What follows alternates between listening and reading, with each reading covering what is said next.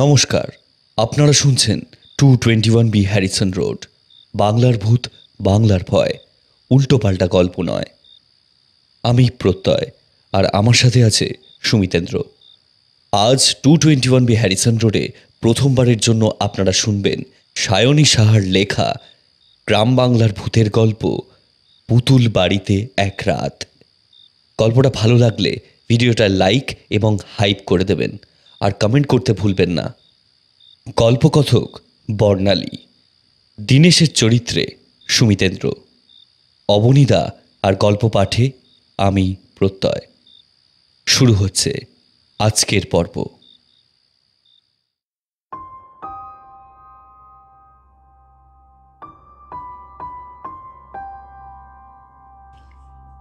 জীবন নামক সর্ববৃহৎ উপন্যাসটার অন্তিম পর্বে এসে পাঠক উপলব্ধি করতে পারেন উপন্যাসের মূল চরিত্রের ভূমিকায় যিনি থাকেন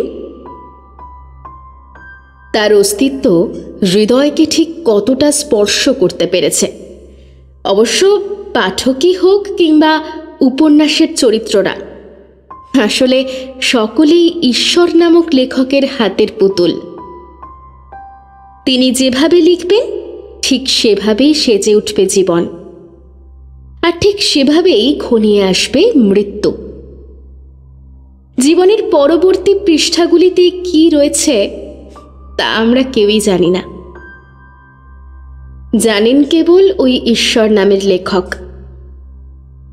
আর জীবনের অন্তিম নিঃশ্বাসটার সঙ্গে অনেক স্বপ্ন আমাদের দু চোখ ছেড়ে চলে যায়, হোক না সে মৃত্যুর কারণ কোনো মানুষ কিংবা কোনো অশরীরী।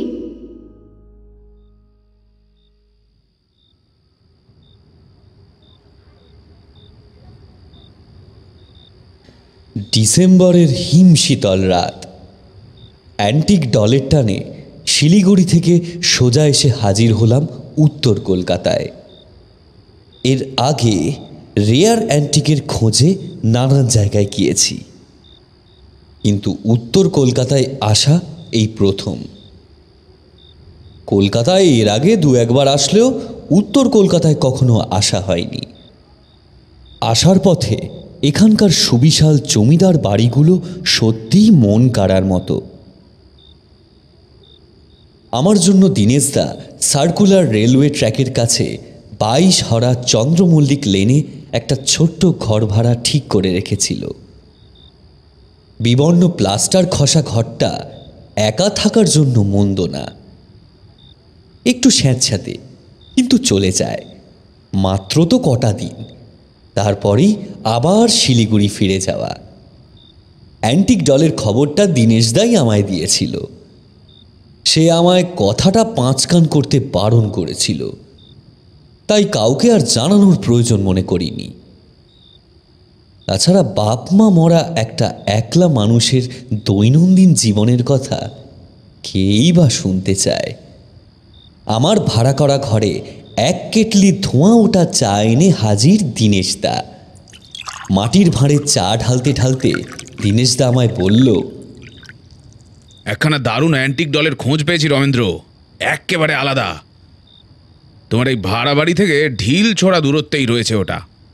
আমি বললাম, তাই নাকি? তাহলে চলো এখনই দেখে আসি। আরে অত তাড়া কিসের তোমার? এইমাত্র তো আসলে, আজকের রাতটা বিশ্রাম করো, কাল সকালে গোটা এলাকাটা ঘুরিয়ে দেখাবো, আর কাজটাও সেরে আসবো খন। আমি মনটাকে শান্ত রেখে বললাম, আচ্ছা বেশ, সেটাই হবে, কিন্তু পুতুলটার বিশেষত্ব কি আছে সেটা তো বলো। গরম চায়ে চুমুক দিয়ে দীনেশদা বলল, বুঝলে রমেন্দ্র, 4.5 ফুট উচ্চতার পুতুলটাকে গভীরভাবে খেয়াল না করলে বোঝাই যাবে না ওটা একটা পুতুল, ঠিক যেন রক্ত মাংসের একটা ছোট্ট ফুটফুটে মেয়ে। তবে বিশেষত্ব হলো পুতুলটার কাঁচের তৈরি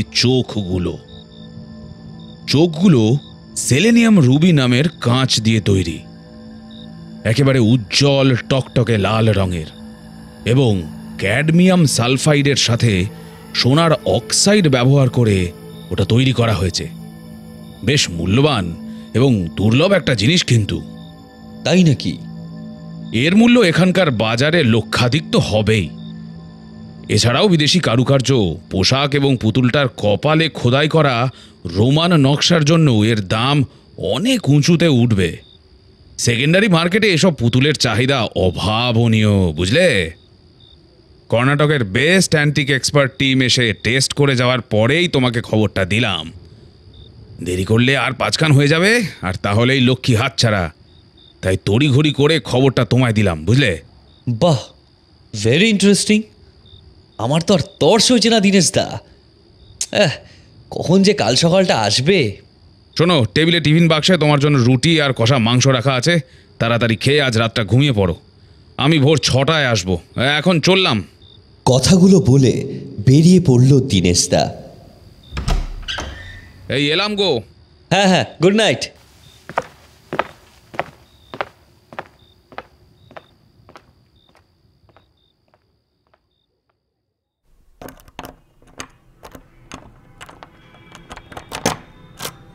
পরদিন ভোর 5:30টায় ঘরের দরজায় তালা বন্ধ করে বাইরে বেরিয়ে পড়লাম। চারপাশটা ঘুরে দেখতে দেখতে হঠাৎ চোখ পড়ল একটা বিশাল বড় পুরনো বাড়ির দিকে।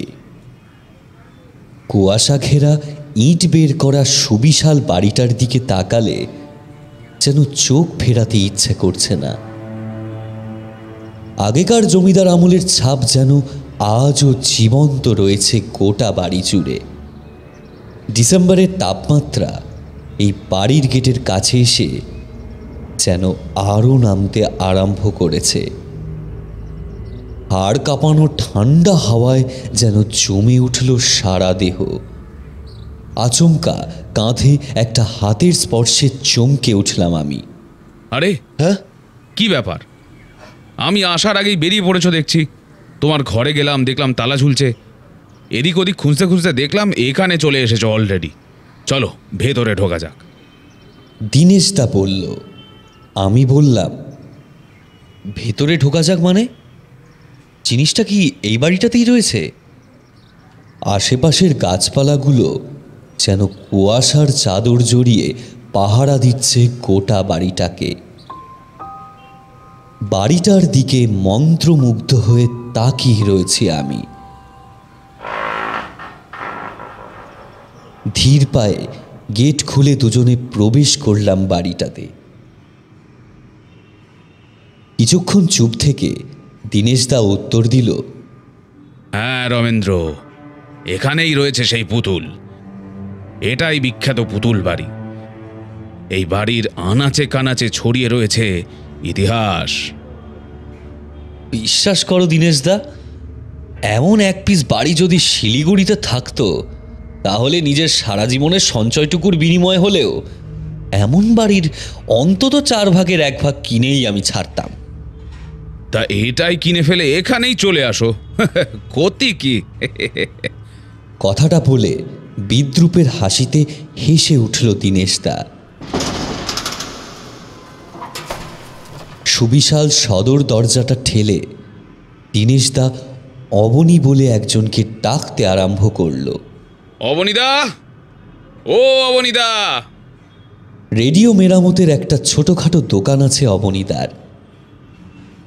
দীনেশদার মুখেই 2-4 বার লোকটার কথা শুনেছি। অবনীদা সকাল 10টা থেকে বিকেল 3টে অবধি দোকানেই থাকে, আর বাদবাকি সময় এই মস্ত পুতুল বাড়ি আগলে বসে থাকে। জমিদার হরিনারায়ণ বাবু মারা যাওয়ার সময় অবনীদাকে এই গোটা বাড়ির রক্ষণাবেক্ষণের দায়িত্ব দিয়ে যান। সেই দায় বা দায়িত্বকে এখনো পর্যন্ত এড়িয়ে যেতে পারেনি অবনীদা। মাথা ভর্তি সাদা চুল আর গাল ভর্তি সাদা দাড়ি নিয়ে ছোটোখাটো গোলগাল চেহারার অবনীদা শাল জড়িয়ে বাইরে বেরিয়ে আসলো। ঘোলাটে চোখ দুটো গম্ভীর, কপাল থেকে গাল বরাবর লম্বা একটা কাটা দাগ। কি ভয়ানক দেখতে দাগটা! আমি দীনেশদাকে ওই দাগের ব্যাপারটা জিজ্ঞাসা করতে দীনেশদা বিষয়টা না জানার ভান করে এড়িয়ে গেল। অবনীদা আমার কানের কাছে এসে হিসিয়ে বলল, পুতুল দেখবে না, ভেতরে চলো।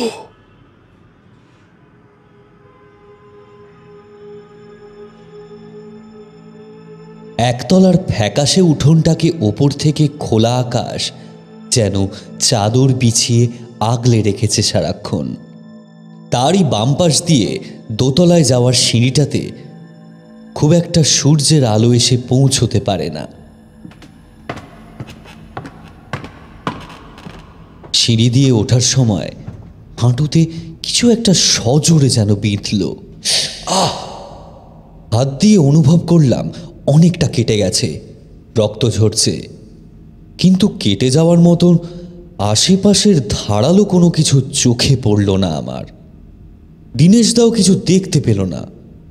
ততক্ষণে অবনীদা দোতলার ঘরে ঢুকে পড়েছে। রক্তটা কোনো রকমে মুছে সোজা ওপরে উঠে গেলাম। বড় অলিন্দের থামগুলোকে জড়িয়ে ধরে ওপরে উঠেছে বট গাছের শাখা। দোতলাটা বেশ থমথমে, যেন মনে হচ্ছে লুকিয়ে লুকিয়ে কেউ একজন আমার উপর নজর রাখছে। থামগুলোর দিক থেকে দৃষ্টি সরিয়ে বাম দিকে ঘাটটা ঘুরিয়ে দেখি আমার একদম গা ঘেঁষে দাঁড়িয়ে কটমট করে আমার দিকে তাকিয়ে রয়েছে অবনীদা। আমি চমকে উঠি। গম্ভীর গলায় আমায় বলল, এখানে দাঁড়িয়ে থাকবে নাকি ঘরে ঢুকবে? আমি থতমত খেয়ে বললাম, হ্যাঁ চলুন। দীনেশদাকে পাশে ডেকে ফিসফিস করে বললাম, এ কেমন অদ্ভুত রকমের আচরণ অবনীদার, এর চোখের দিকে তাকালে কেমন একটা অস্বস্তি হচ্ছে। দীনেশদা ঠাট্টার হাসি হেসে বলল, মানুষটা ওই রকমই, একটু রাশবাড়ি খিটখিটে। চলো জিনিসটা দেখে নেওয়া যাক। এই অবনীদার দৌলতে এর আগেও এখানকার 2-3টে অ্যান্টিক পুতুল চড়া দামে সাপ্লাই হয়েছে। পার্টি একেবারে লুফে নিয়েছে। অবনীদা অবশ্য তাতে ভাগ বসায়নি কখনো। দোতলার হল ঘরে ঢুকে চোখটা যেন ধাঁ দিয়ে উঠল। ছোট বড় মিলিয়ে 100-2 বা তারও অনেক দেশি বা বিদেশি পুতুল দিয়ে সাজানো রয়েছে গোটা হলঘর। কিছু পুতুল যতটাই সুন্দর, আবার কোনো কোনো পুতুল তার দ্বিগুণ ভয়ানক। 4.5 ফুট উচ্চতার সবচেয়ে ভয়ঙ্কর চেহারার পুতুলটার কাছে গিয়ে অবনীদা বলল, এই যে সেই পুতুল, নাম বারকিডো।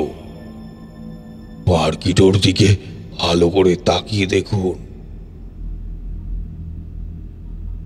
আমার আর বারকিডোর মাঝে প্রায় 4-5 হাত দূরত্ব ছিল।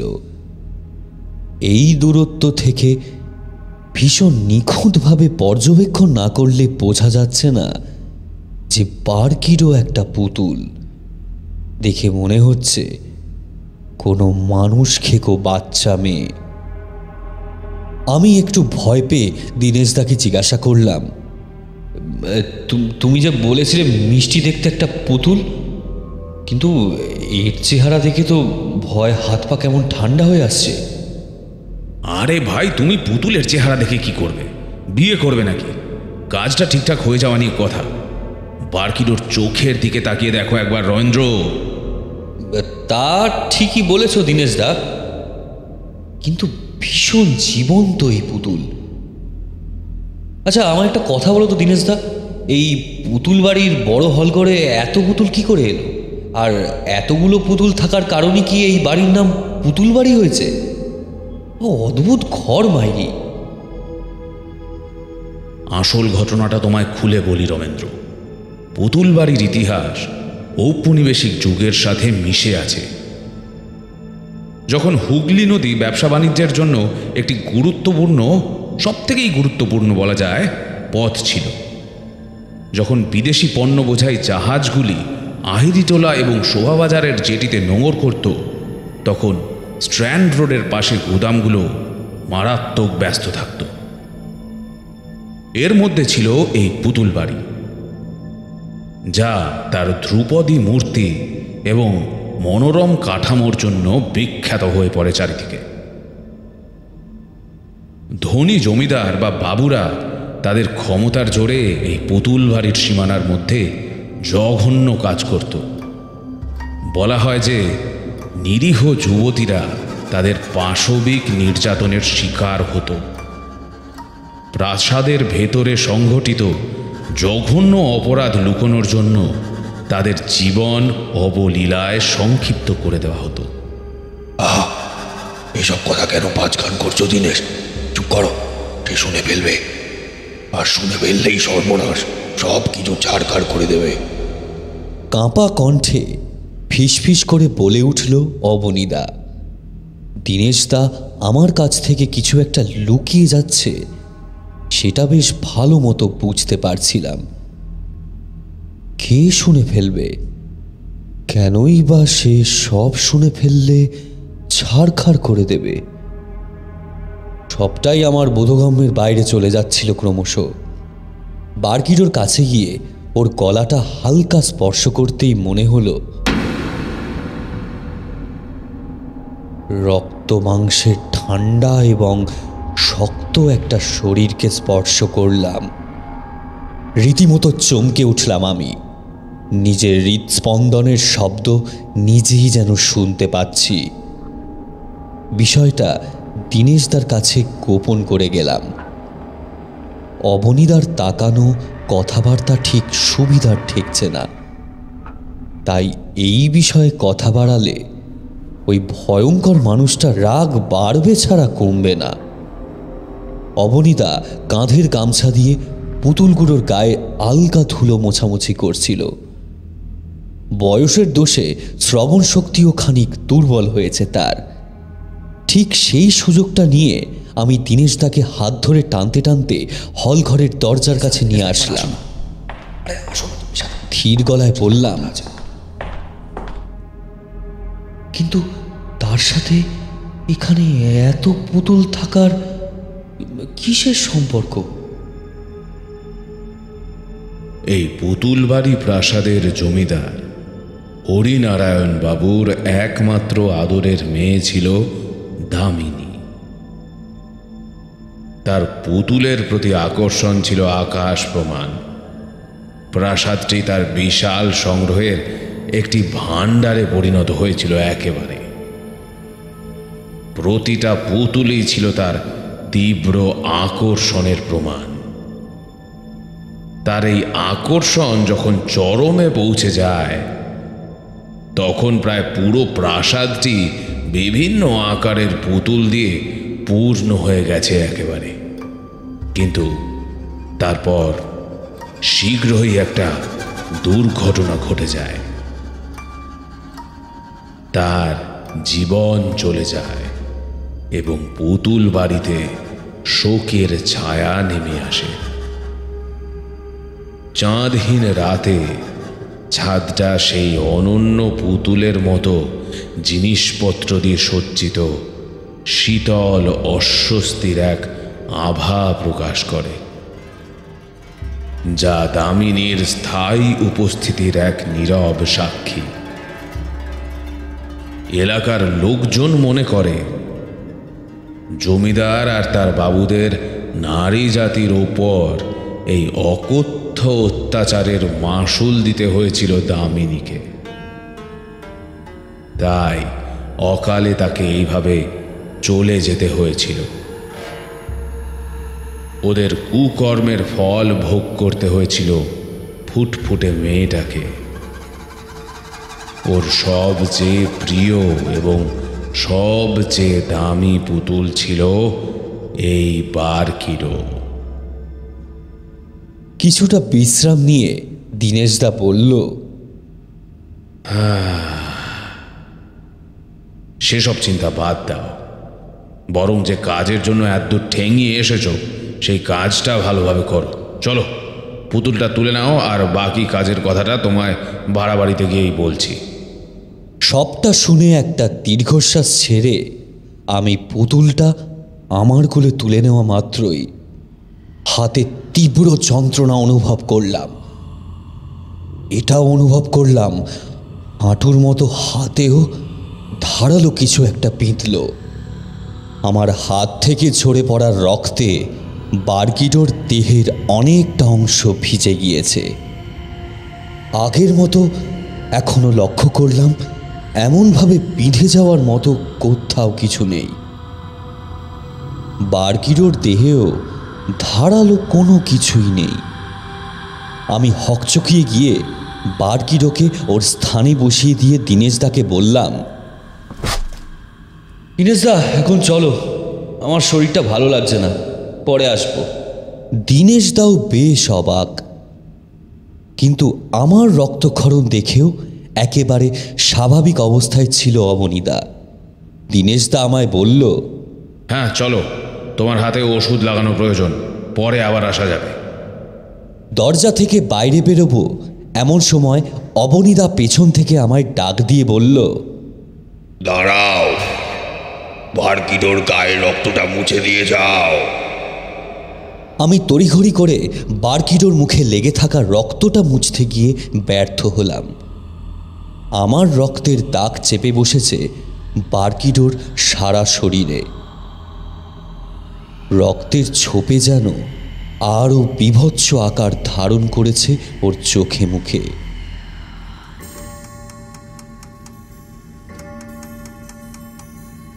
সকাল 9টার ঘণ্টা বেজে উঠল করিডোরের ঘড়িতে।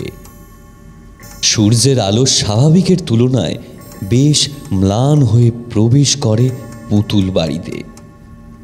ওখান থেকে বেরিয়ে এসে দীনেশদা স্থানীয় এক ঘাটে আমায় নিয়ে গেল।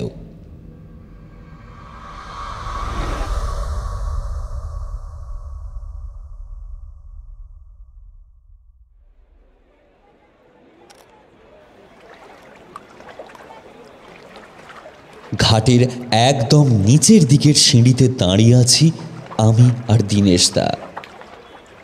ফুরফুরে হাওয়ায় শরীরটা আর মাথাটা খানিক হালকা লাগছে। ওষুধ দেওয়ার পর হাতের যন্ত্রণাটা একটু কম লাগতে শুরু হয়েছে। ঠিক এমন সময় কোনো এক অদৃশ্য শক্তি আমাকে সজোরে একটা ধাক্কা মেরে গঙ্গায় ফেলে দেওয়ার চেষ্টা করলো। দীনেশদা হাতটা চেপে না ধরলে গঙ্গায় ভেসে যাওয়া থেকে আমাকে কেউ আটকাতে পারত না।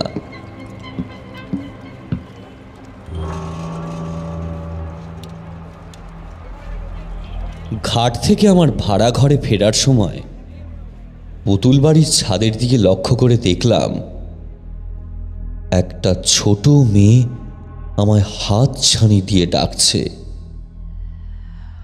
তার চোখে মুখে বিপদের ছাপ স্পষ্ট। সে আমাকে ইশারা করে বোঝালো সে যে আমাকে ডাকছে তা যেন আমি কাউকে না বলি, তাহলে মেয়েটার বিপদ আরও বাড়বে। সুন্দর চেহারার মেয়েটার দিকে তাকালে অনায়াসেই বোঝা যাচ্ছে অত্যাচার এবং অযত্নে তার সুন্দর চাঁদপানা গড়নে যেন একাধিক কলঙ্কের সৃষ্টি হয়েছে। অত বড় একটা প্রাসাদে একা একটা মেয়ে কি করছে? অবনীদা কি খেয়াল করেনি এই মেয়েকে? এমন অজস্র প্রশ্ন ভিড় করতে থাকে আমার আতঙ্কিত মনে। দীনেশদার সঙ্গে থাকায় মেয়েটাকে সাহায্য করতে যেতেও পারছি না। দীনেশদাকে এই মেয়ের কথাটা জানানো কি ঠিক হবে? ওদিকে মেয়েটাও ইশারায় কাউকে জানাতেও বারণ করে যাচ্ছে অনবরত। আরে কি হলো রমেন্দ্র? হ্যাঁ, পিছিয়ে পড়লে কেন? আরে তাড়াতাড়ি পা চালাও। ও হ্যাঁ হ্যাঁ, চলো চলো চলো চলো।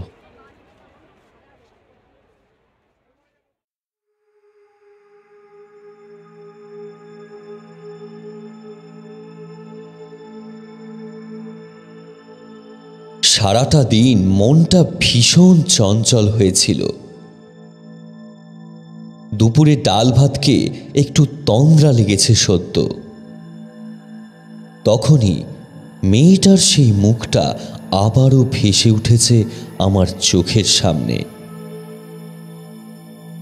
ভীষণ বিপদে রয়েছে মেয়েটা। শরীরটা বড্ড অস্থির লাগছে আমার। দুপুর গড়িয়ে বিকেল চলে আসলেও আমার অস্থিরতা আর দোটানা ভাবটা কিছুতেই কমতে চাইছে না।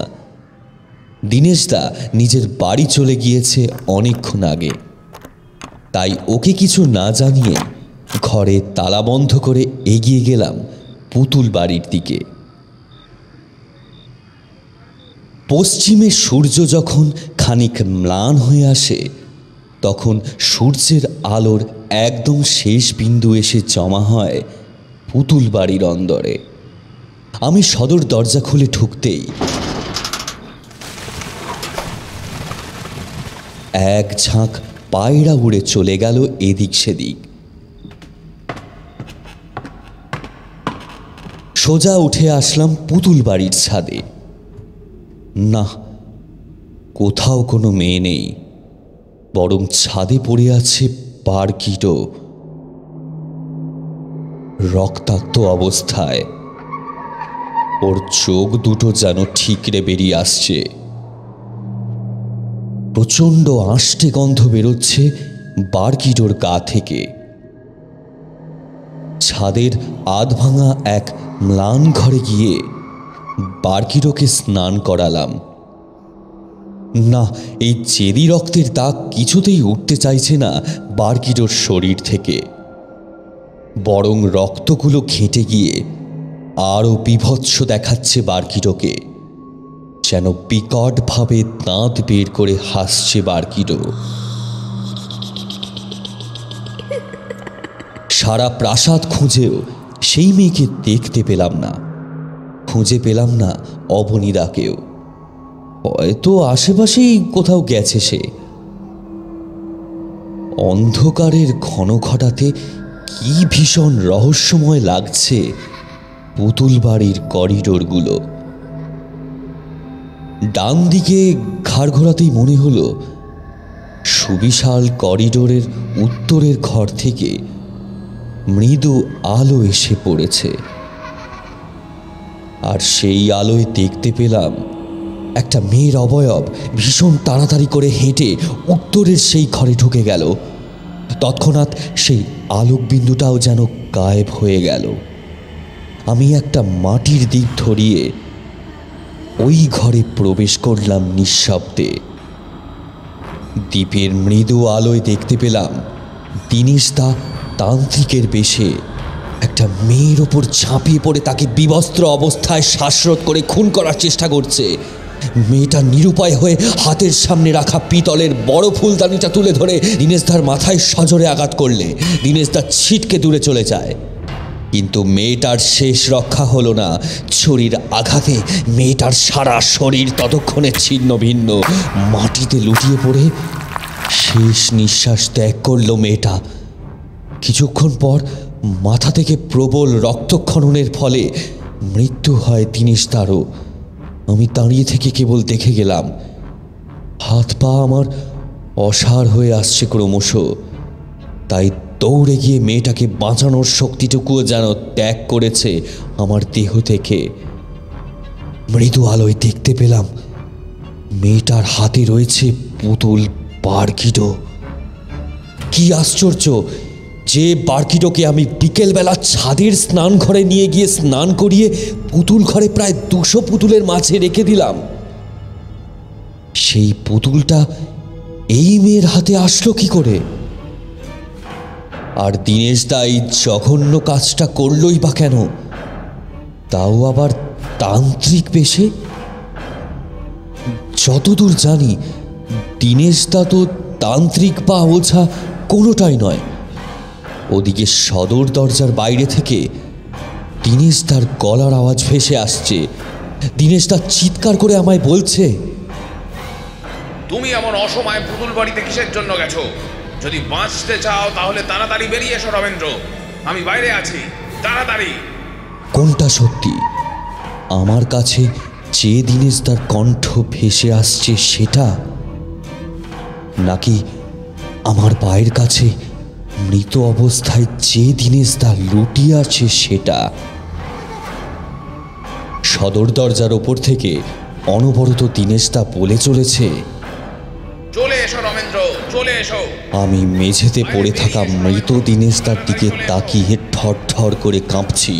সর্বাঙ্গ সিক্ত ঘামে, দীপটাও এতক্ষণে নিভে গেছে। এমন সময় কাঁধে একটা শীতল হাতের স্পর্শে চিৎকার করে উঠলাম আমি। পেছন ঘুরে তাকিয়ে দেখি অবনীদা এসেছে, হাতে একটা নিভু নিভু হ্যারিকেনের আলো। গম্ভীর গলায় আমাকে বলল, তুমি ভয় পেয়েছো রমেন্দ্র? তুমি যা দেখেছো ঠিক দেখেছো। কথাটা বলে বিকট অট্টহাসিতে মেতে উঠল অবনীদা। হ্যারিকেনের মৃদু আলোয় অবনীদার মুখের দিকে তাকিয়ে দেখলাম তার মুখ এবং দেহের অর্ধেক অংশে চামড়া বা ত্বকের লেশ মাত্র নেই। জমাট বাঁধা মাংসগুলো পুড়ে গিয়ে দলা পাকিয়ে গেছে। চোখের সাদা অংশ পরিণত হয়েছে টকটকে লাল বর্ণে। আমি ওখান থেকে বেরিয়ে আসার জন্য রুদ্ধশ্বাসে দৌড়ে নিচে নেমে আসার চেষ্টা করলাম, কিন্তু আমি তাতেও ব্যর্থ হই। যতবার সিঁড়ির কাছে আসছি বলে মনে হচ্ছে, ততবারই উত্তরের ঘরটাতে ফিরে আসছি। খোলা আকাশের চাঁদের আলোতে ম্লান করছে পুতুল বাড়ির করিডোর আর দালান।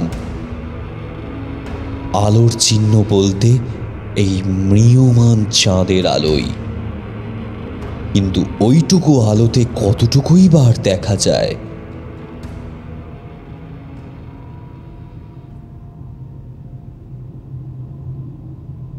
ঘণ্টাখানেক চেষ্টা করেও একতলার সদর দরজায় পৌঁছতে পারলাম না। রাতের গভীরতা ক্রমশ যেন চাপটে ধরছে প্রাসাদের চারপাশকে। ঝোড়ো বাতাসে সুগন্ধি ফুলের গন্ধে ম করছে। বুঝতে পারলাম গন্ধটা আসছে পূবের হলঘর থেকে, অর্থাৎ পুতুল দিয়ে সাজানো ঘরটা থেকে। ফুলের সুবাসের টানে আমি ধীরে ধীরে এগোতে লাগলাম পুতুলের ঘরে। না, পুতুলের ঘরটা এখন আর অন্ধকার নেই। নানান রকমের দ্বীপের আলোয় আর সুগন্ধি ফুলের শয্যায় সেজে উঠেছে গোটা ঘর। ধুলোমাখা জীর্ণ পুতুলগুলো দেখতে লাগছে চকচকে নতুনের মতন। লক্ষ্য করলাম অবনীদা বারকিরোকে কোলে নিয়ে দাঁড়িয়ে আছে। সেই অস্বাভাবিক চেহারার অবনীদা নয়, একদম সুস্থ স্বাভাবিক অবনীদা। হাসি মুখে আমায় বলল, এই দেখো, সব রক্তের দাগ এই বারকিটোর গা থেকে মুছে ফেলেছি। আমি ভীষণ আতঙ্কিত কণ্ঠে অবনীদাকে বললাম, এসব কি হচ্ছে আমার সাথে? আমি বাড়ি যেতে চাই। লাগবে না আমার এই অ্যান্টিক পুতুল। দয়া করে আমায় সদর দরজা অবধি পৌঁছে দাও অবনীদা। আমি শিলিগুড়ি ফেরত যেতে চাই।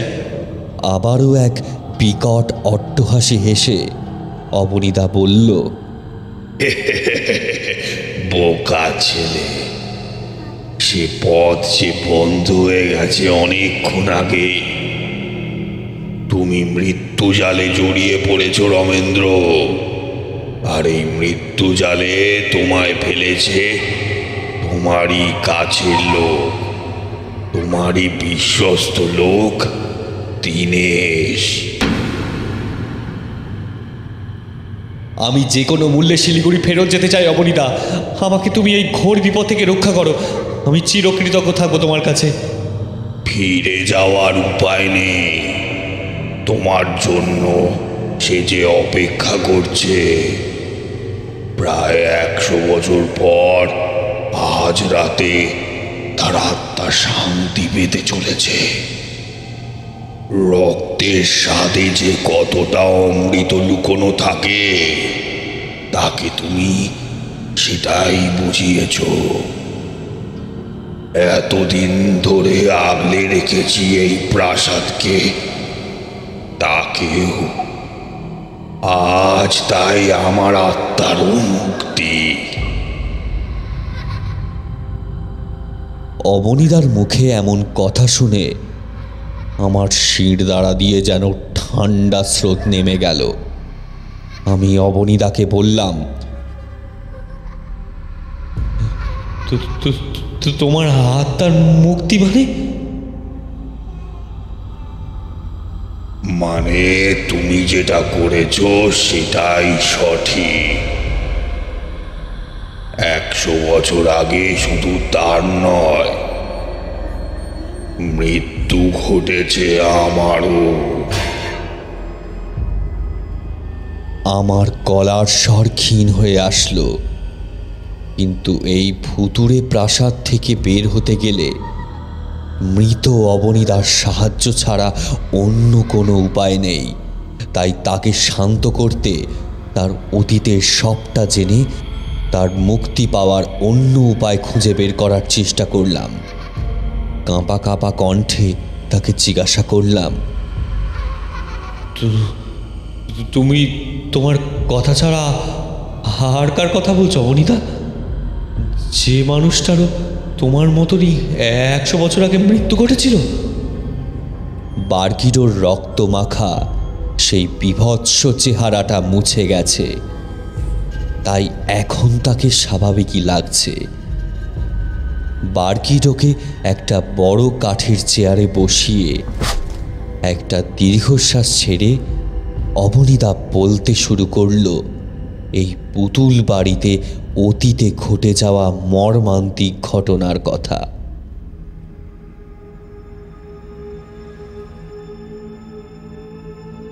জমিদার হরিনারায়ণ ভট্টাচার্য এবং তার সাঙ্গপাঙ্গদের পাশবিক নির্যাতনে প্রাসাদের সকল দাসী এবং এলাকার সকল নারীদের প্রাণ প্রায় ওষ্ঠাগত হয়ে উঠেছিল। একজন নারীর প্রতি তাদের নিজেদের ভাগ্যের অপার করুণায় কোনো রকমে প্রাণটা হাতে নিয়ে এই প্রাসাদ থেকে পালিয়ে যেতে পারলেও অধিকাংশ নারীদের পরিণতি ছিল মৃত্যু। কাউকে মৃত অবস্থায় অথবা কাউকে অর্ধমৃত অবস্থায় মাটি খুঁড়ে পুঁতে দেওয়া হতো এই প্রাসাদের লাগোয়া উত্তর পূর্ব কোণের ফাঁকা জমিটাতে। জমিদার হয়তো ভুলে গিয়েছিলেন তার ঘরেও একটা ফুটফুটে কন্যা সন্তান বেড়ে উঠছে। তার জীবনটাও নরকে পরিণত হতে পারে এই অত্যাচারী নারীদের অভিশাপে। জমিদার কন্যা দামিনীর পুতুলের ভীষণ শখ ছিল। এই প্রাসাদে যত পুতুল দেখতে পাচ্ছ সব ওর, আর ওর সবচেয়ে প্রিয় বিদেশি পুতুল ছিল এই বার্কিডো। ও বিশ্বাস করত বার্কিডোর মাঝে প্রাণের অস্তিত্ব রয়েছে। বার্কিডো ওর সব কথা মেনে চলে। একটা সামান্য পুতুলের মাঝে প্রাণের অস্তিত্ব রয়েছে এই কথাটা কারোরই বিশ্বাসযোগ্য ছিল না। জমিদার বাবুকে এসব কথা কেউ বললে তিনি হেসে উড়িয়ে দিতেন, যদিও এটাই স্বাভাবিক। একটা পুতুলের দেহে প্রাণ থাকতে পারে, সে মানুষের নির্দেশ মেনে চলতে পারে, এমন হাস্যকর কথাবার্তা একজন প্রভাবশালী জমিদারের পক্ষে মেনে নেওয়া যেন নাকে দড়ি বেঁধে ঘোরার সমান। কিন্তু যদি কেউ স্বচক্ষে তা দেখতে পেয়ে যায় তাহলে সে বিশ্বাস না করে যাবে কোথায়?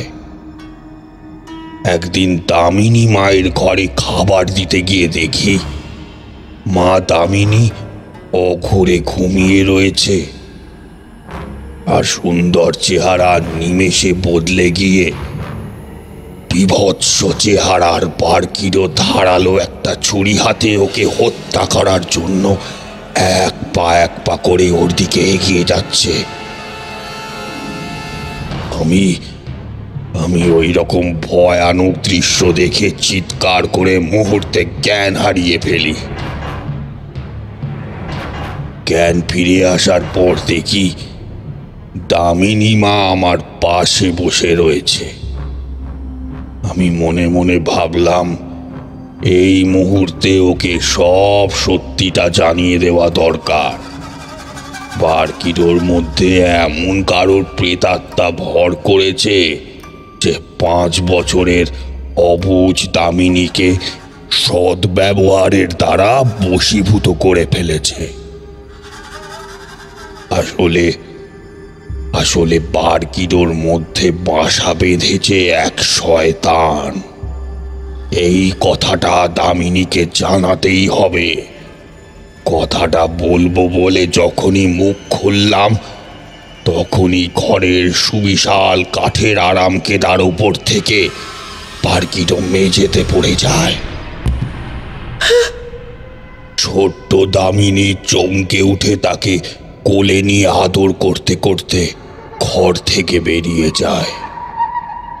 আমি আগে যদি বুঝতে পারতাম যে সেদিনের রাতই ছিল আমার জীবনের শেষ রাত, তাহলে আমি যেভাবেই হোক দামিনীকে ওই শয়তানের কথা বলে যেতাম। কিন্তু সে উপায় আর থাকলো না। মধ্যরাতের খুটখুটে অন্ধকারে আমাকে ছুরি দিয়ে 5-7 বার তীব্র আঘাত করে উত্তর পূর্ব কোণের জমিতে মাটি খুঁড়ে জীবন্ত অবস্থায় পুঁতে দেয় বারকিডো। না, ওর পরিচয় কেবলমাত্র বারকিডো নয়। মাটি খুঁড়ে যখন আমার শরীরটা গর্তে রেখে আমার উপর বারকিডো মাটি ফেলেছিল, তখন নিভু নিভু দৃষ্টিতে আমি দেখতে পেয়েছিলাম যমুনাকে। বারকিডোর মুখের অবয়বটা অর্ধেক পরিবর্তন হয়ে যমুনার রূপ ধরেছিল। শুকনো গলায় আমি অবনীতাকে জিজ্ঞাসা করলাম, কে ছিল ওই যমুনা?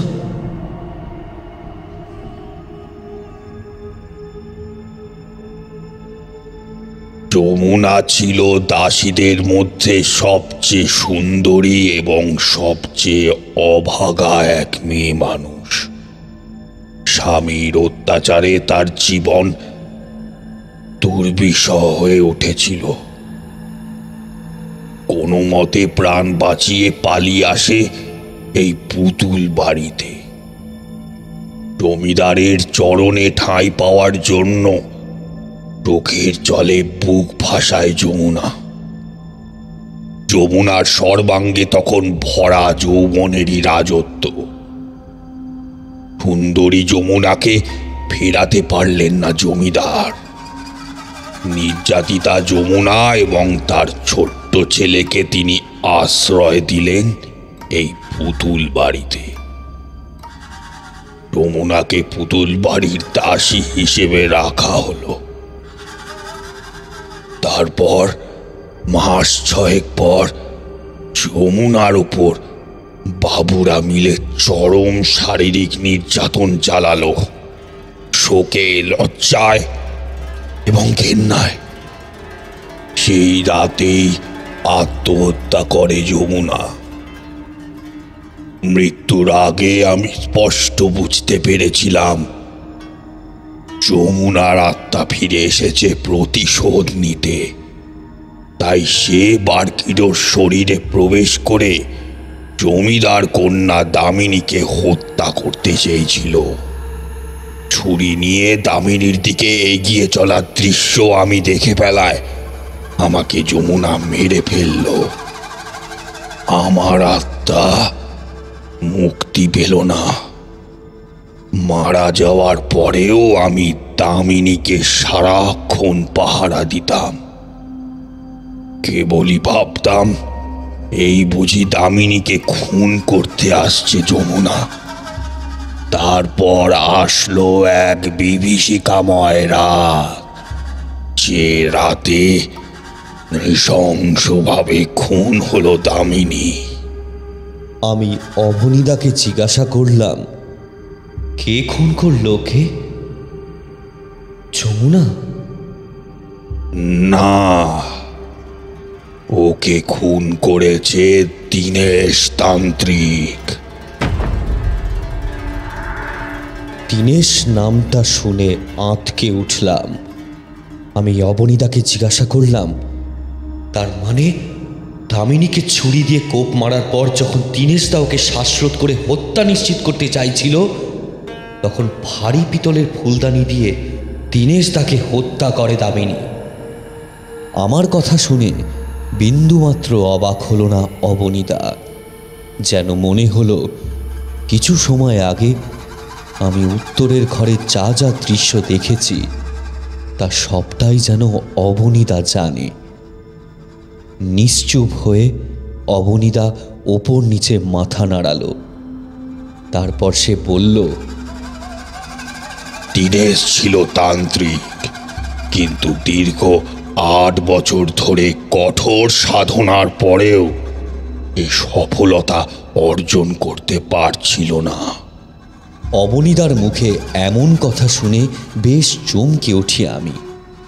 কারণ তখন আমি বুঝতে পারি, আজ থেকে 2-3 বছর আগে যে দীনেশদার সাথে আমার আলাপ হয়, পৃথিবীতে তার দেহের আসলে কোনো অস্তিত্ব নেই।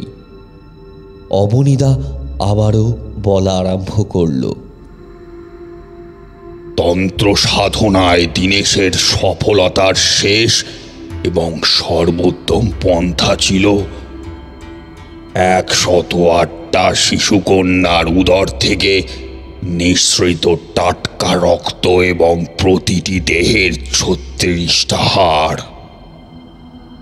ইতিমধ্যেই উত্তর কলকাতা এবং সংলগ্ন এলাকার 107টা শিশুকন্যা নিখোঁজ হয়ে গেছিল। তারপর পালা আসে দামিনী। ছদ্মবেশে প্রাসাদে ঢুকে উত্তরের এই ঘরে নৃশংসভাবে দামিনীকে হত্যা করে দীনেশ। তারপর দামিনীর হাতেই দীনেশের মৃত্যু ঘটে। দামিনীর মৃত্যুর পর যমুনার আত্মাও শান্তি পেয়ে এই প্রাসাদ ছেড়ে চলে যায়। আমি অবাক হয়ে অবনীদাকে জিজ্ঞাসা করলাম, তাহলে তাহলে দীনেশদার আমাকে এই পুতুল বাড়িতে আনার উদ্দেশ্য কি? অবনীদা বলল, দামিনীর প্রিয় পুতুল বারকিডোর মধ্যেই দামিনীর আত্মা এখন লুকিয়ে রয়েছে। তোমায় অ্যান্টিকের লোভ দেখিয়ে এই পুতুল বাড়িতে আনাটাই দীনেশের একমাত্র লক্ষ্য ছিল। কারণ বারকিডোর ভেতরের আত্মা দামিনী দীনেশকে বলেছে 108টা শিশুকন্যাকেও হত্যা করেছে। তাই দীনেশের মতনই 108টা প্রাপ্তবয়স্ক যুবকের টাটকা রক্ত শোষণ করে তবেই তার আত্মার শান্তি পাবে। না হলে দীনেশের উত্তর পুরুষেরা একে একে সবাই দামিনীর হাতে হত্যা হতে থাকবে। তুমি হলে দীনেশের সেই 108 নম্বর শিকার। 108টা পুরুষকে এই বাড়িতে আনতে দীনেশের প্রায় 100 বছর সময় লেগে গেল।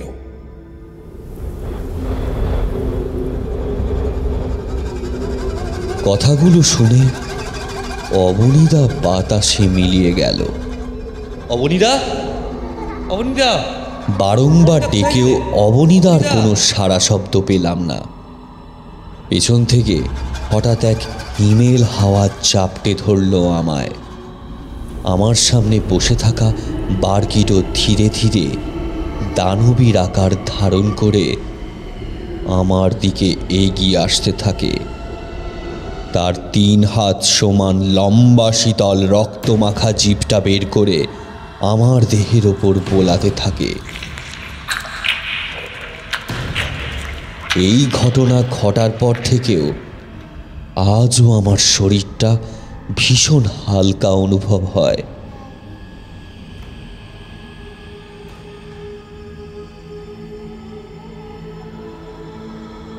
শূন্যে ভেসে থাকা দরজা ভেদ করে অনায়াসেই কোথাও চলে যাওয়া সবটাই ভীষণ সহজ কাজ মনে হয়। সেদিন থেকে আজও কোনো যন্ত্রণা স্পর্শ করতে পারে না আমায়। আঘাত পাওয়া, রক্তক্ষরণ এবং মনের মধ্যেকার নানান অনুভূতিগুলো শূন্যে বিলীন হয়ে গেছে আজ। পুতুল বাড়ির দোতলার করিডোরের উত্তরের ঘরটা খুলে দেখো, হয়তো অনুভব করতে পারবে আমার জীবন নামক উপন্যাসটার অন্তিম পৃষ্ঠা।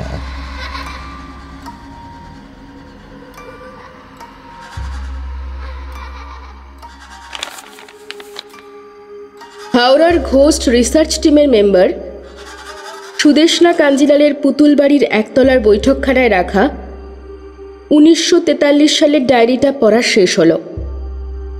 চোখ দুটো নিজের অজান্তেই জলে ভিজে গেছে তার। সে ধীরে ধীরে এগিয়ে গেল দোতলার উত্তরের ঘরের দিকে।